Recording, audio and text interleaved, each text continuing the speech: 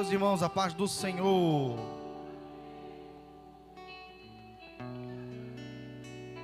Aleluia. Você que trouxe a sua Bíblia, abra no livro de 1 Reis, capítulo 18, verso 30. Faltando 10 minutos para as 9, vocês sobem. Umas 8 e... Tá cedo, né? 8h40 vocês sobem. 8h40 tá bom.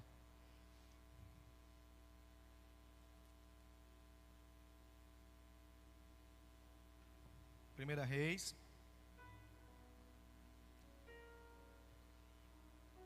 capítulo 18, nós vamos ler do versículo 17 até o versículo 39, tá bom?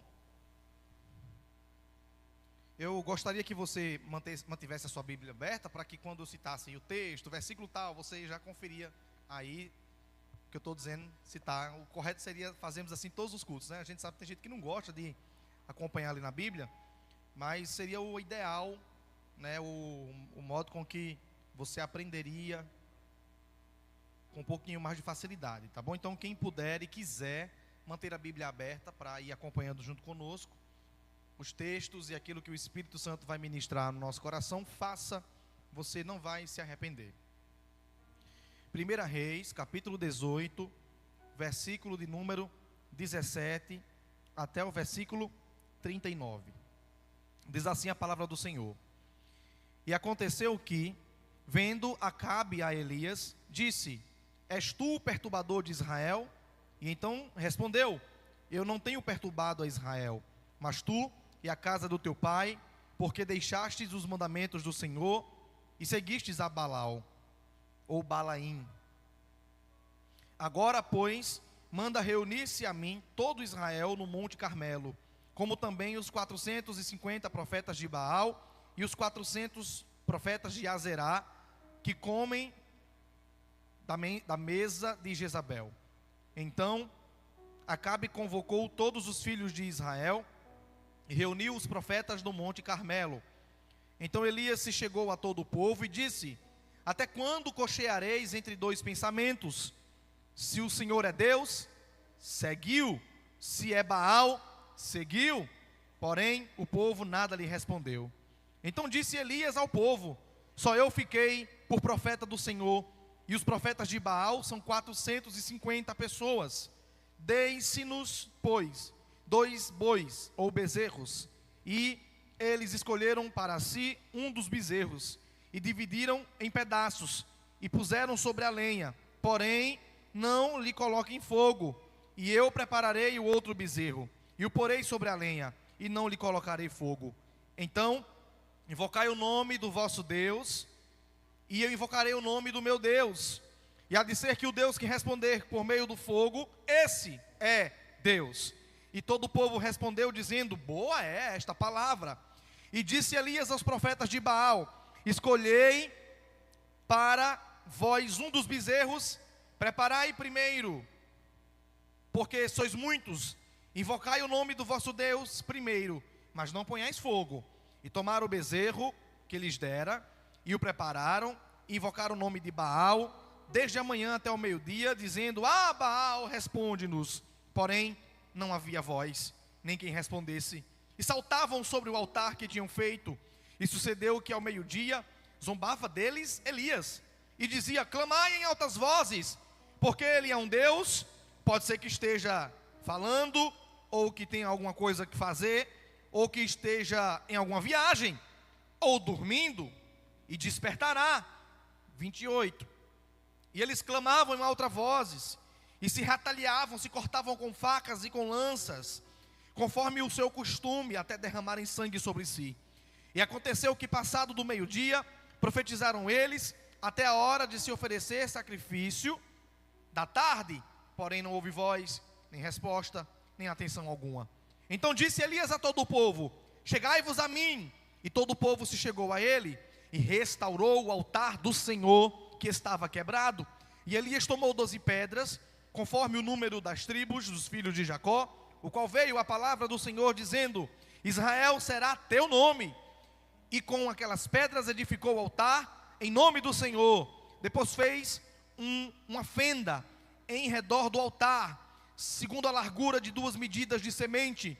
Então armou a lenha, dividiu o bezerro em pedaços, o pôs sobre a lenha e disse: enchei agora de água 4 cântaros e derramai sobre o holocausto e sobre a lenha. E disse: faça de novo. E o fizeram pela 2ª vez. E disse: faça de novo. E o fizeram pela 3ª vez. De maneira que a água corria por meio do altar e as fendas se encheu de água.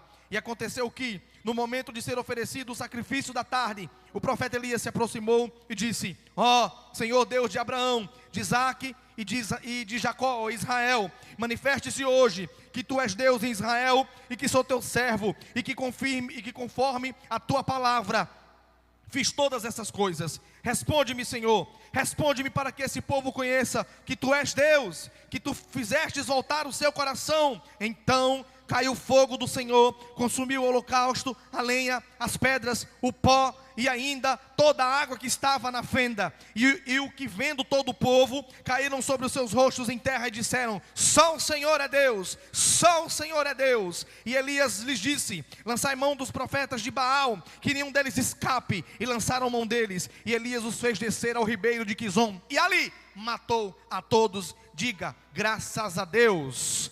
Pai, em nome de Jesus, aqui está a tua palavra que será ministrada nessa noite, que o teu Espírito Santo possa falar ao nosso coração e à tua igreja. É assim que nós oramos e agradecemos em nome de Jesus. E você diz: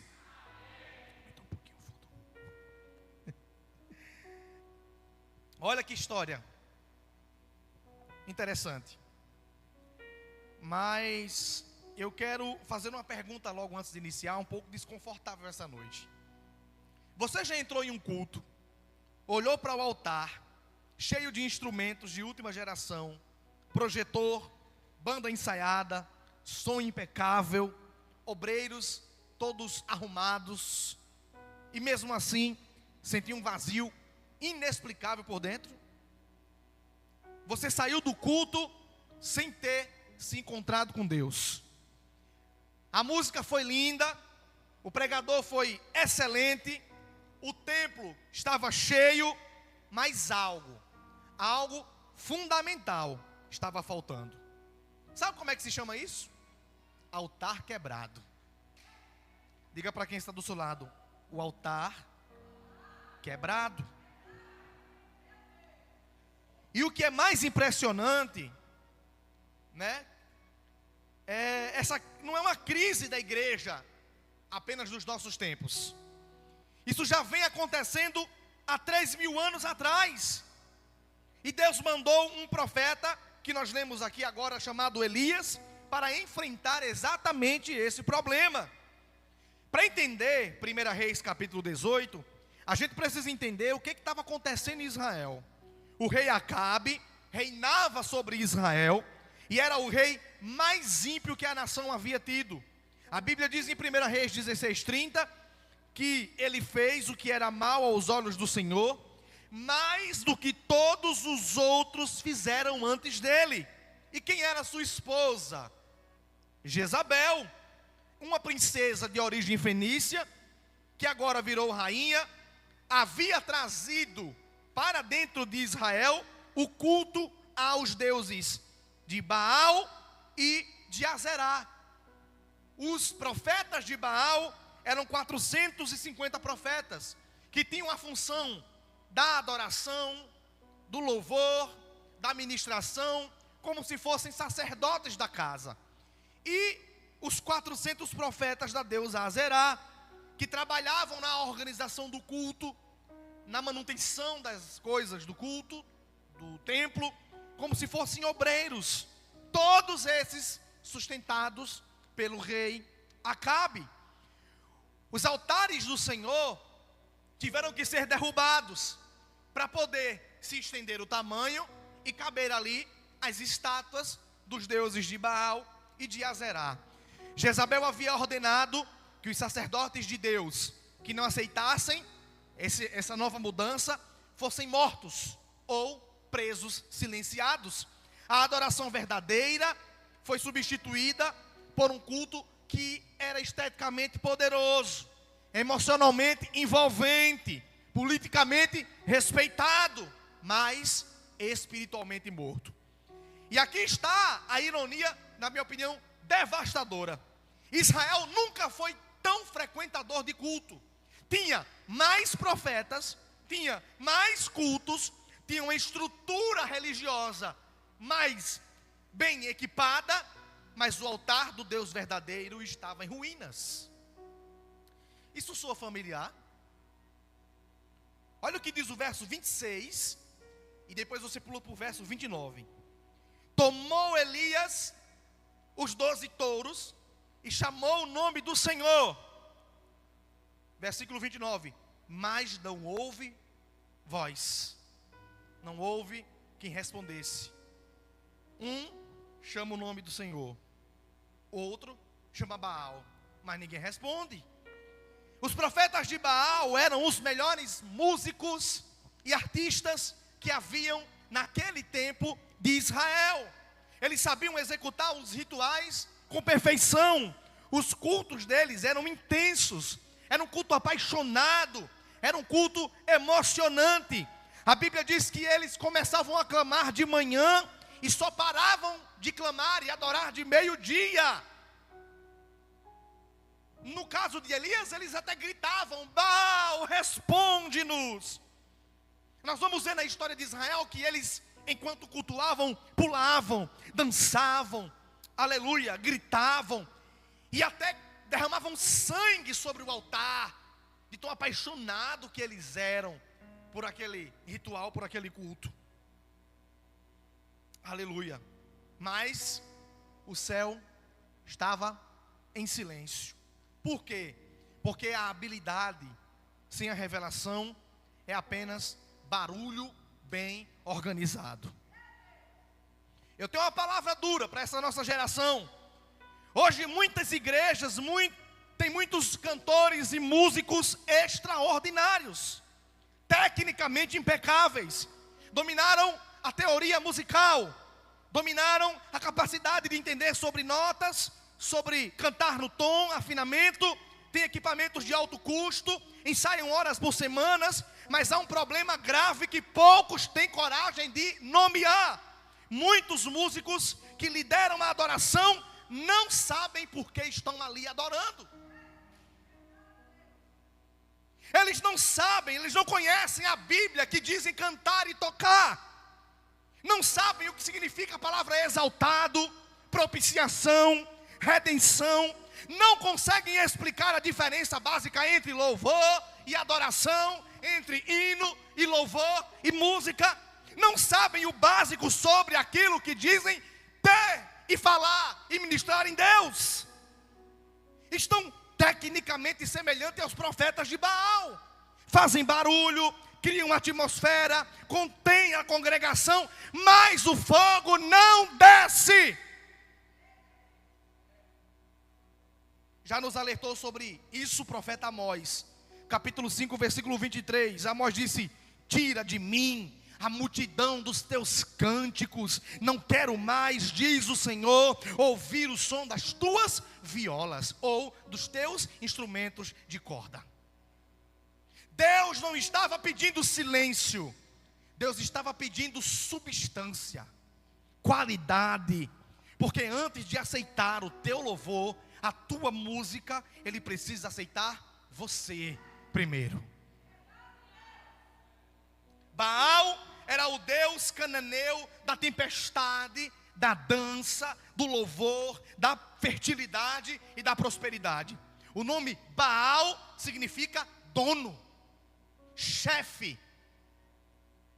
O culto a Baal era emocionalmente poderoso. Havia música extasiante, danças ritualísticas, sacrifícios perfeitos. Era a versão antiga do que hoje chamaríamos de grande show do entretenimento gospel religioso. E o povo adorava, juntava multidões, enchia os congressos daquela época. Não porque conheciam Baal, mas porque sentiam algo durante o culto. Sentiam algo. E sentir algo no culto e encontrar Deus no culto é duas coisas totalmente diferentes. Tem gente que vai sair do culto sentindo muita coisa, mas não vai ter encontrado Deus no culto. E tem gente que vai ter encontrado Deus no culto e não vai sentir praticamente nada de alguma coisa. Por quê? Porque sentir algo no culto e encontrar a Deus são duas coisas diferentes. E os profetas de Azerá eram semelhantes aos obreiros que tomavam conta do templo. Olha o verso de número 36. E a hora da oblação da tarde, o profeta Elias se aproximou e disse: ó Senhor Deus de Abraão. Repara no contraste da cena daqui, né? Repara só, os 450 profetas de Baal e os 400 profetas de Azerá, horas trabalhando e carregando lenha, e carregando água, e andando, e organizando, e cantando, e tocando, e se cortando, horas fazendo barulho, uma performance linda, maravilhosa. Mas Elias não fez nada disso, fez uma coisa diferente. Verso de número 30. Dá para colocar aqui, por favor, Elaine? Versículo de número 30, 1 Reis 18, 30. Elias fez algo diferente. Então Elias disse: chegai-vos a mim ao povo. E o que ele fez? Restaurou o altar do Senhor que estava quebrado. Sozinho, sem tecnologia, sem estrutura, sem gente, sem pessoas, sem organização. Sozinho, Elias fez uma coisa diferente. Diga assim: ele restaurou o altar. Diga para quem está do seu lado: ele restaurou o altar. Diga mais uma vez: o segredo para mudar a tua vida é restaurar o altar. Ele restaurou o altar, organizou as pedras, preparou o sacrifício, mandou derramar água 3 vezes para se certificar que estava mesmo ensopado. E então orou uma oração de 60 palavras, mais ou menos 30 a 40 segundos, aleluia, menos de 1 minuto. Não foi uma oração longa, não foi uma oração dramática, não precisou de música, não precisou de ninguém dando glória, não precisou de ninguém dizendo eu te apoio, não precisou de obreiro trabalhando, não precisou de ninguém tocando, não precisou de nada, precisou do altar consertado, precisou de boa vontade, precisou de unção do céu. Não tinha efeito especial, não tinha banda tocando, não tinha projetor, não tinha iluminação, não tinha nem energia, mas tinha uma coisa: fogo caindo do céu e consumindo o holocausto do altar, e o povo dizendo: só o Senhor é Deus.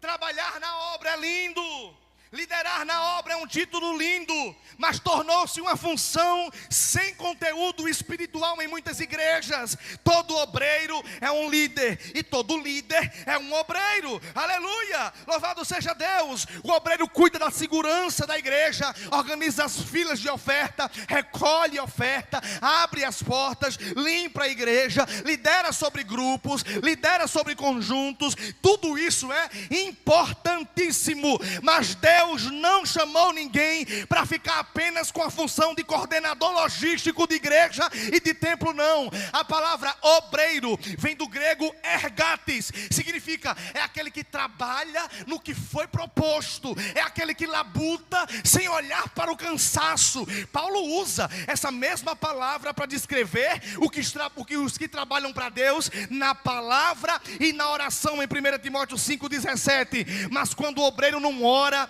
quando o obreiro não lê a palavra, quando o obreiro não se dedica na adoração e no trabalho do culto, aleluia, acontece uma coisa muito perigosa. Ele começa a ser igual aos profetas de Azerá, trabalha para a casa de Deus sem trabalhar com Deus.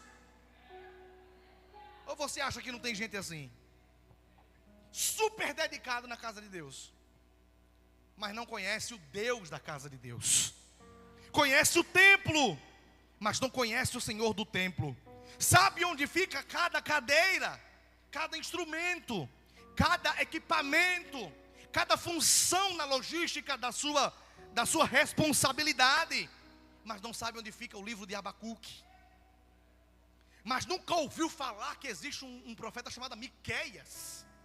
Amós sequer sabe o nome da metade dos 12 apóstolos. Não conhecem quem é, aleluia, os patriarcas da antiga aliança. Não sabe o que é sequer aliança. Meu Deus. E assim o altar vai se quebrando pedra sobre pedra. Aleluia. Existe uma categoria de hotéis chamado de hotéis fantasmas. São estruturas de hotéis antigos abandonados que permanecem de pé, com toda a arquitetura, com os quartos mobiliados, com os corredores todos limpos, mas completamente abandonados. Ninguém dorme lá, ninguém serve lá. A função original do hotel foi perdida. Uma igreja sem oração, sem um povo que ora, sem um povo que lê a palavra, sem um povo que sabe o que é trabalhar para Deus, é uma igreja fantasma. As luzes acendem, as cadeiras alinhadas, a música toca, mas ninguém mora lá. E aí o versículo 21 diz assim: e Elias se chegou a todo o povo e disse: até quando cocheareis entre dois pensamentos? Repita comigo: cochear. Muita gente para pouco barulho, diga cochear. O profeta disse: até quando para o povo cocheareis entre dois pensamentos? Se o Senhor é Deus, segue. Agora, se para vocês Baal é Deus, segue. Aleluia. Essa talvez é a frase mais brutal da pregação de Elias. A expressão hebraica traduzida no português como cochear entre dois pensamentos é literalmente dizer saltar de galho em galho. O que Elias estava dizendo é: até quando vocês vão que nem macaco saltar de galho em galho? Saltar sobre dois ramos sem nunca ficar definitivamente em nenhum. Irmãos, o povo não havia abandonado totalmente a Deus, não. Eles apenas colocaram Baal junto também.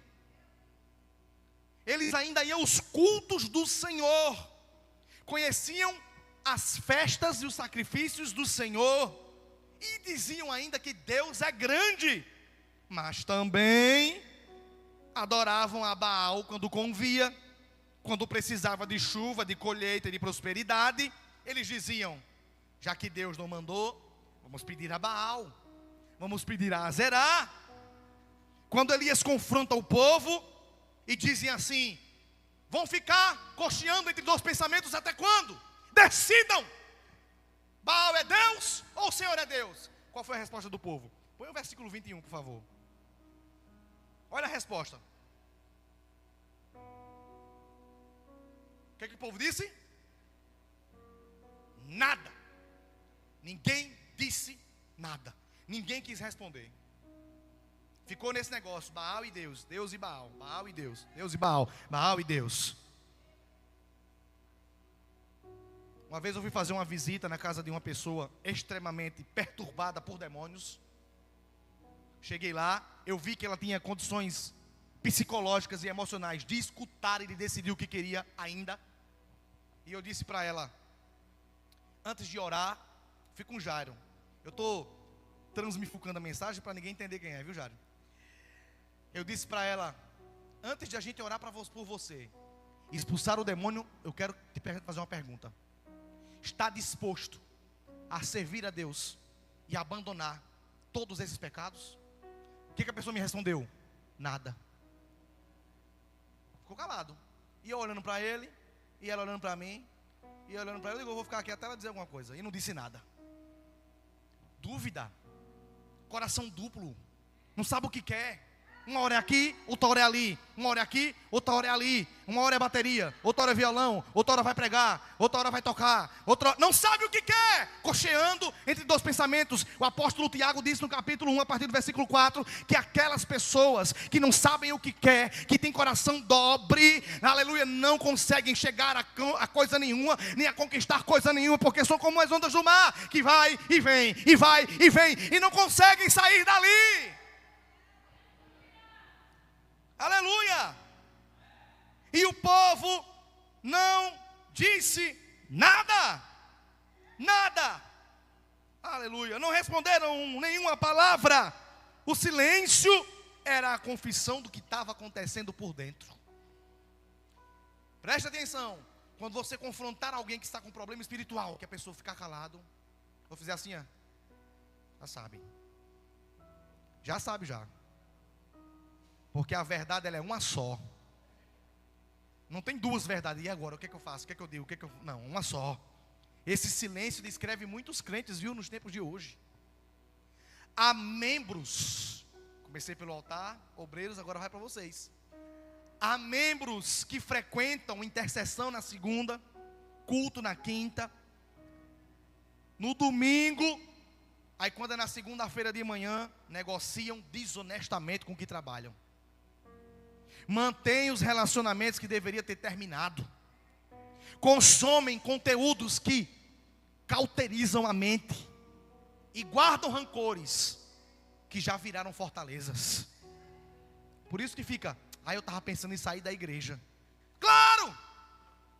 Vive cocheando todo o tempo todo. Essa palavra cochear é a que dá origem a coxo. A coxo, que quer andar, mas não pode, que quer ficar parado, mas ainda anda um pouquinho, nem anda muito, nem anda um pouquinho. Coxo, de pensamento e de coração. Aleluia. Não é que abandonaram a fé de uma vez, não, é que aprenderam a estar com Deus e com Baal. Cocheando entre dois pensamentos. E qual é a teologia deles? É assim, ó, na hora do culto, sou do Senhor. Fora do culto, as coisas são como são. Aí depende. Isso tem um nome na Bíblia. Cochear entre dois pensamentos. Deus, Baal. Baal, Deus. Sabe como é que se chama? Repita comigo, tibieza. Diga de novo, tibieza. Sabe o que é tibieza? É o que fica entre quente e frio. Como é que a gente fala no Nordeste? Morno. Mornidão, tibieza. Aleluia! Tibieza. Agora Jesus disse algo que arrepia sobre os tíbios, sobre essas pessoas mornas. Apocalipse 3,16. Mas, porque és morno, não sabe o que quer, pé na igreja e pé no mundo. Olha o que Jesus disse, bota aqui para mim por favor. Apocalipse capítulo 3, versículo 16. Porque és morno, nem é frio, nem é quente, estou a ponto de te vomitar da minha boca. Jesus disse, tenho nojo, me enoja gente que é um pé na igreja e um pé no mundo. Vomitar-te-ei da minha boca. Deus prefere um ateu honesto do que um adorador negociante. Deus prefere um prostituto, assassino, um ladrão honesto, que diga assim, não vou para a igreja não porque eu não quero mudança, eu vou viver assim. Perfeito. Tem chance ainda de o Espírito Santo enviar os missionários e jogar a semente. Mas, pé na igreja, pé no mundo. Deus, Baal, da ânsia de vômito. Quando você vê uma comida, ou vê alguém, ou vê sangue, tripa para fora, qual é a sensação de daquilo, de você correr para longe, para você não vomitar? Aí no verso 31, Elias toma as 12 pedras, segundo o número das tribos dos filhos de Jacó. E antes de pedir fogo, Elias faz algo que parece até desnecessário. O que ele fez? Contou as pedras. Eu quando fui ler isso aqui, eu disse, oxe, ele mandou pegar 12 pedras, não foi? Aí as pedras chegou, ele foi contar. 1, 2, 3, 4, 5, 6, 7, 8, 9, 10, 11, 12. 12 pedras. Uma por tribo. Israel e Judá estavam, irmãos, divididos há décadas.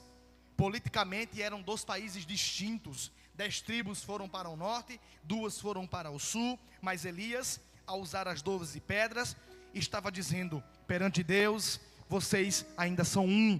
Vocês precisam se lembrar de quem são. Aleluia. A restauração começa pela memória, pela mente, pela identidade mental. Antes do fogo descer, o povo precisa descobrir que eram filhos das 12 tribos, que pertenciam ao Deus de Abraão, de Isaac e de Jacó, para que existam, para que este povo saibam que tu és Deus. E ele conta as 12.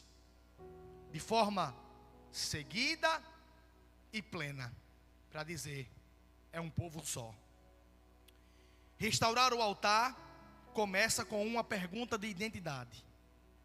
Quem sou eu perante Deus? Quem é você perante Deus? Você é um verdadeiro adorador? Ou você é um frequentador? Deus e Baal, pé na igreja e pé no mundo. Primeiro nós precisamos fazer uma pergunta: quem sou eu para restaurar o altar? Os músicos, vocês que tocam, né, instrumentos, precisam perguntar: eu toco para Deus ou eu toco para o povo? Vai fazer diferença. Porque se tu toca para o povo, do jeito que tu subir aqui e ficar, tá bom. Do jeito que você aprontar a semana todinha e subir, pegar o instrumento e tocar, beleza, tá perfeito, ninguém vai perceber. O obreiro precisa perguntar: eu sirvo a Deus ou eu sirvo ao pastor, ou à liderança? Eu estou ali só para agradar, só para dizer que eu estou fazendo? Porque isso vai fazer uma diferença. E os membros precisam perguntar: eu sigo Jesus? Eu vivo Jesus? Ou durante a semana é um pé na igreja e um pé na seresta?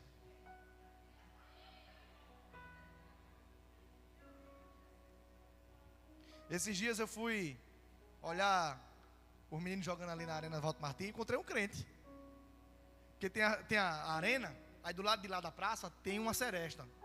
É pequeno um ambiente de seresta, mais ou menos desse tamanho do altar aqui, onde o povo fica na seresta lá. Aí tem um crente lá no meio. Aí ele me viu e eu vi ele de longe, eu disse: tu tá fazendo o que aí? Aí ele disse assim: não, eu vinha do Walter Martins, estava indo para casa, passei aqui no meio. Eu digo: rapaz, no meio da seresta? Sei não, hein? Então você precisa fazer essas perguntas.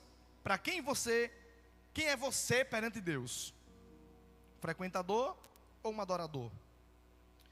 E aí quando Elias prepara o altar, restaura o altar, separa as pedras, coloca a lenha, o sacrifício, aí o texto vai dizer no verso 38: então caiu o fogo do Senhor, consumiu o holocausto, a lenha, as pedras, e consumiu até a poeira que estava no chão. Porque o chão de barro tem, né?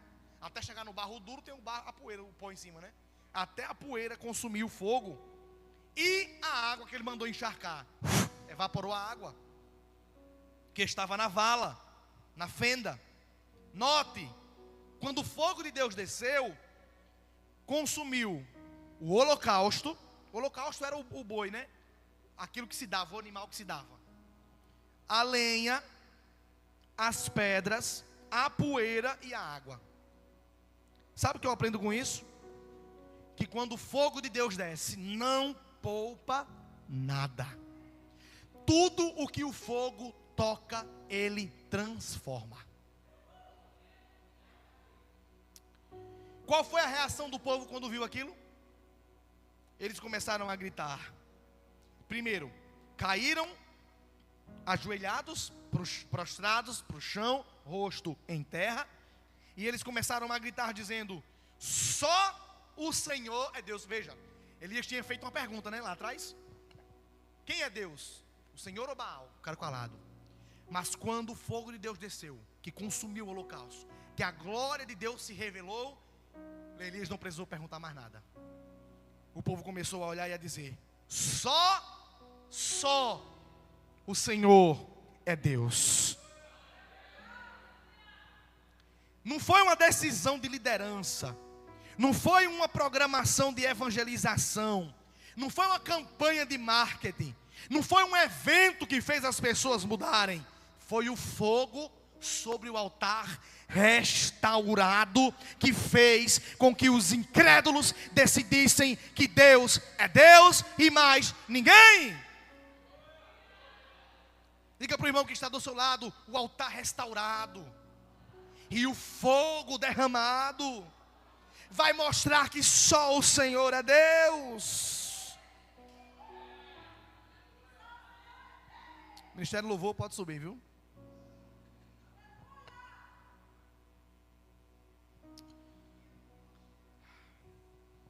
Responda para você: Qual é o estado do seu altar hoje? Do seu. Qual é? Como é que está seu altar? Hoje, agora.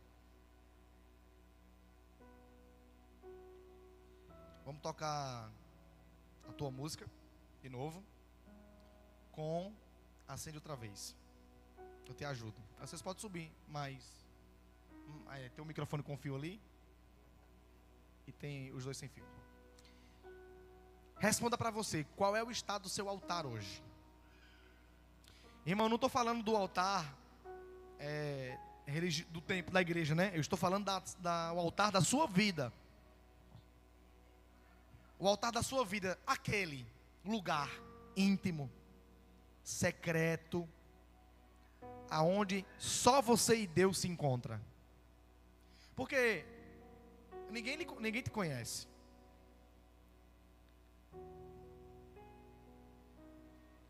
Jardiel não conhece Elaine, acha que conhece. Aí morar junto aí uns 100 anos, mas não vai saber muita coisa. Eu não conheço o Érica, a Érica não me conhece. Você não conhece sua esposa, nem seu filho, você acha que conhece. Mas se você soubesse, tivesse acesso a todas as imaginações, pensamentos e até feitos que você não consegue enxergar, você se espantaria e viria um monstro que você acha que nunca conheceu. Isso é para todo mundo, viu? Inclusive eu. Então, como está o altar da sua vida? Pode acessar o fundo, soltar o pé. Esse homem é ligeiro. Esse altar está restaurado ou em ruínas? Existe uma prática diária de oração ou apenas quando tem algum propósito? Quando dá coragem? Existe uma fome da palavra, uma leitura bíblica diária, ou tu não sabe nem onde é que está a tua Bíblia nesse horário? Cadê a tua Bíblia? Sei não. Quer ver eu me espantar quando eu chego com o menino e esquece a Bíblia lá em casa, que eu vou dar? Que ele diz assim, e estava lá? Eu digo, estava. Entendi, estou entendendo. Existe uma vida íntegra durante a semana, ou há um pecado que você negocia toda segunda, ou toda quarta, ou toda sexta, ou de noite, ou é de manhã? O Deus que respondeu com fogo a Elias ainda é o mesmo Deus dos tempos de hoje. Ele não mudou de nome, ele não mudou de caráter e nem mudou de endereço. Ele não ficou nem mais exigente, nem menos exigente, mas ele tem uma condição eterna: fogo só cai em altares restaurados. Aleluia! O que Elias fez que ninguém mais fez, pastor? No Monte Carmelo havia 850 profetas, 450 de Baal, 400 da deusa Azerá. Aleluia! 850 profetas do lado errado e do lado certo. Eles tinham um número, eles tinham um altar, eles tinham um barulho, eles tinham uma adoração, eles tinham uma aprovação do rei, eles tinham um apoio com estrutura financeira, mas eles não tinham a presença de Deus. Eles não tinham o Deus que criou todas as coisas, que manda e desmanda, que abre a porta, que fecha a porta, que fala e ninguém faz. Ele não tinha o Deus que Isaías disse, operando ele quem impedirá, agindo ele quem impedirá. Eles tinham tudo o que o homem da terra podia oferecer, mas não tinha a presença que leva e restaura para o céu. Eles tinham tudo o que o diabo tem para oferecer, mas não tinha o poder da ressurreição que desafia a morte e o inferno. Onde está a tua vitória? Onde está o teu aguilhão? Eles tinham, aleluia, mas Elias sozinho não, só ele e Deus. Ele tinha Deus, ele tinha tudo. Escute isso, quem tem Deus tem tudo. Quem não tem Deus, ainda que tenha tudo, não tem nada. Aleluia. E ele é sozinho, orou 30 segundos e o fogo escolheu o altar certo, porque o fogo de Deus não desce no altar errado, no cantor errado, no pregador errado. Aleluia! Não desce. Você pode rodar, correr, falar, mas o altar sabe o lugar certo. O fogo só desce no altar certo. O altar de Baal não tinha fogo, mas o altar de Elias, o fogo desceu. Nessa noite, Deus não está interessado no tamanho da sua banda, na qualidade do som, no número de membros, e nem da forma que você deixa a saudação, nem canta, nem prega, nem evangeliza, nem limpa, não. Hoje Deus está procurando quem está interessado em restaurar altares. Segunda Crônicas, capítulo de número 16, versículo de número 9. Olha o que disse Deus, aleluia.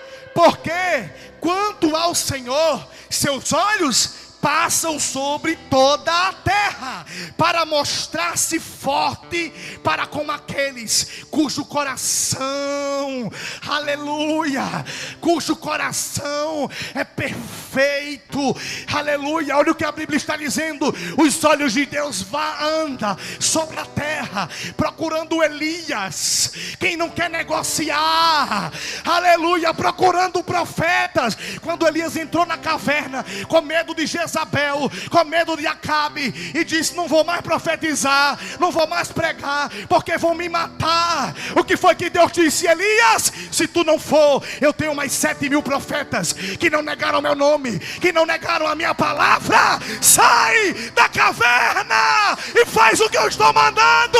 Eu sou contigo. 1 Reis 18:30. Aleluia. E Elias restaurou o altar que estava, repita comigo, quebrado. Diga para quem está do seu lado: estava quebrado. Olha, ou você restaura o altar, ou você não fará mais parte dele. Músicos, cantores, obreiros, pastores, líderes, membros, ou vocês restauram o altar, ou não farão mais parte dele. Aleluia. Fique de pé essa noite, para a glória de Deus. Vamos ministrar, vamos orar, vamos louvar, vamos agradecer, porque aprove a Deus, por meio do Espírito Santo, falar ao coração da igreja nessa noite: restaura o teu altar, para que a glória de Deus retorne à sua vida. Aleluia.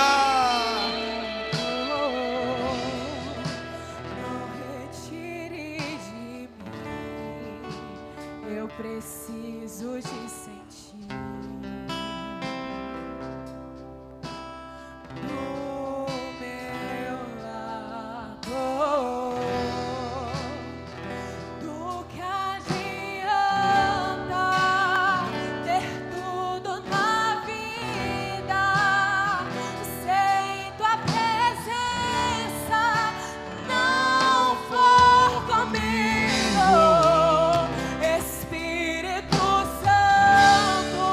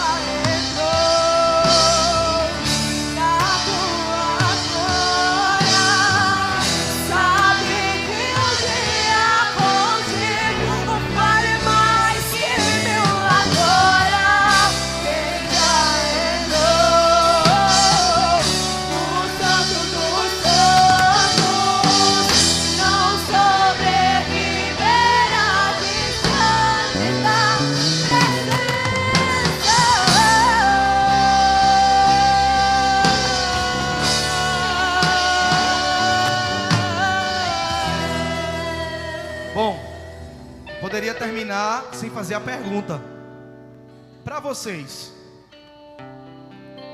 o Senhor é Deus ou Baal é Deus? Se o Senhor é Deus, seguiu. Agora, se Baal é Deus, seguiu. Essa pergunta revela como está o seu altar. Aleluia. Por favor, levante a sua mão aos céus assim. Pai, no nome de Jesus, queremos aqui, Senhor, apresentar os altares. Queremos aqui declarar, Senhor, que a tua chama, como aconteceu nos tempos de Elias, mas agora de forma espiritual e sobrenatural, acenda, Senhor, mais uma vez em nossos corações, em nossos altares interiores. O poder do teu Espírito Santo possa renovar, possa nos constranger de tal maneira a abandonarmos a velha vida a que não te agrada, a que nos está prendendo sobre um pecado de estimação, que não está, Senhor, permitindo com que os teus filhos rompam com essa mesmice espiritual, com essas ondas que batem, que arrazoavam, aleluia, as fronteiras desse mar, e ele não consegue navegar.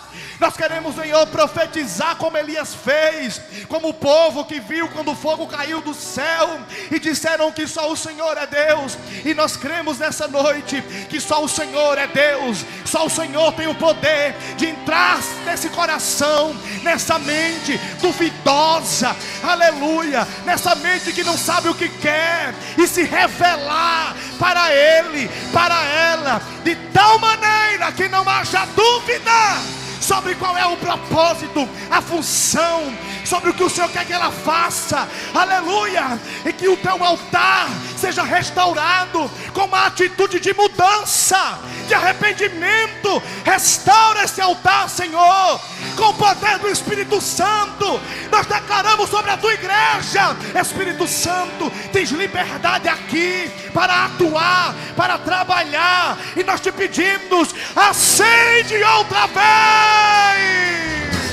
acende outra vez tua chama em nós, aviva outra vez, aviva outra vez, acende outra vez tua chama em nós, acende, aviva, aviva outra vez, aviva mais uma vez, acende outra vez tua chama em nós, tua chama, aviva outra vez, aviva outra vez.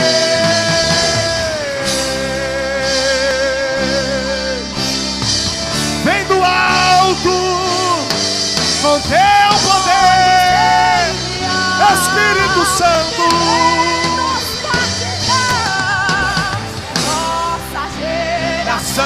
Tem lenha pra queimar e pode incendiar, vem nos batizar. Na nossa geração tem lenha pra queimar, pode incendiar.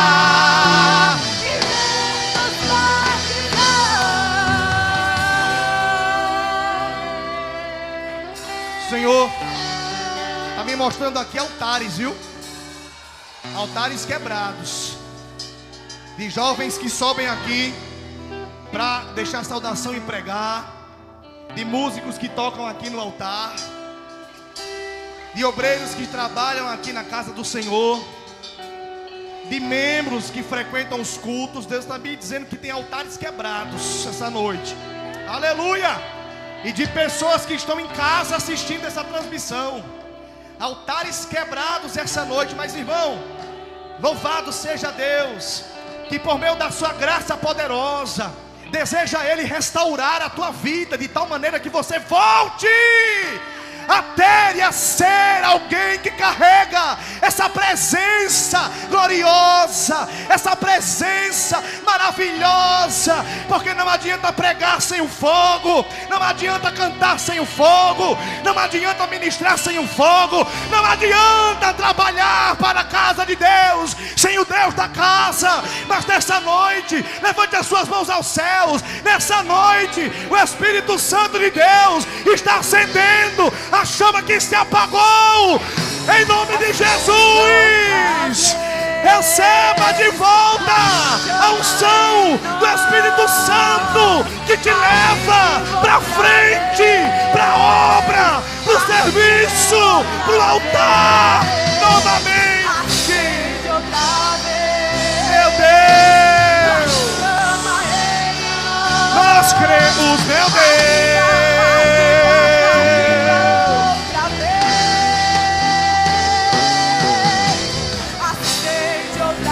Aleluia, aleluia, aleluia, aleluia.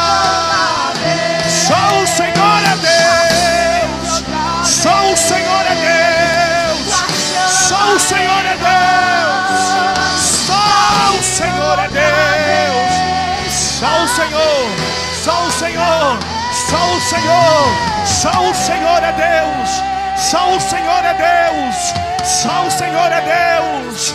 Aleluia, não há espaço para deuses falsos. O altar de Baal será quebrado, enfraquecido, reduzido a cinzas e a pó, mas o altar de Deus permanece para sempre, porque só Ele é e ninguém mais pode ser. Somente Ele faz e ninguém mais pode fazer. E nós cremos, só o Senhor é Deus, só o Senhor, e mais ninguém, e mais ninguém. Só Ele sabe, só Ele conhece, só Ele entra no profundo e no íntimo do homem e constrange. Só Ele, por Ele, para Ele e dele são todas as coisas. A glória seja dada ao nome de Jesus para sempre, para sempre, para sempre. A história nunca viu bem cumprir o descrito em Joel.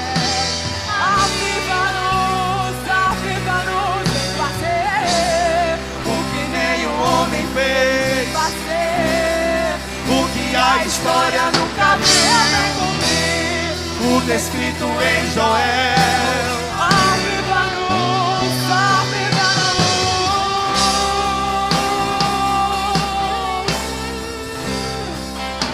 Aviva no Senhor.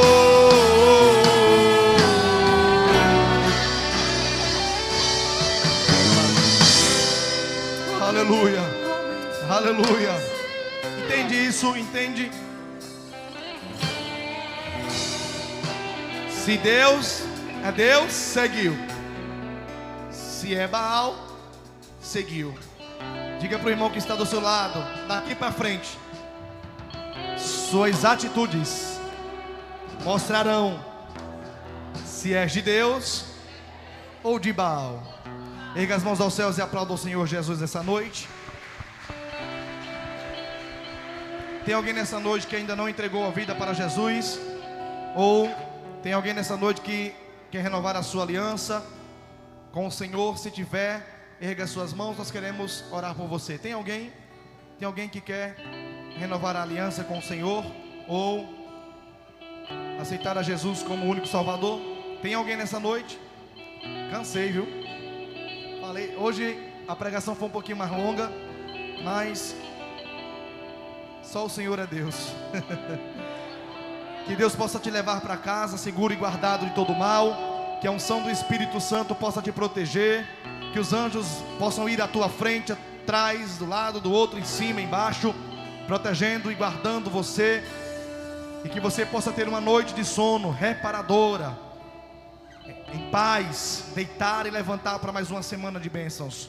Em nome de Jesus, a igreja diz: concha com as mãos, que o amor de Deus, a graça do nosso Senhor Jesus e as consolações do Espírito Santo estejam sempre com todos, não só agora, mas para sempre. E você diz: tchau, até quinta-feira. Quinta não, é domingo, até domingo, se Deus quiser. Domingo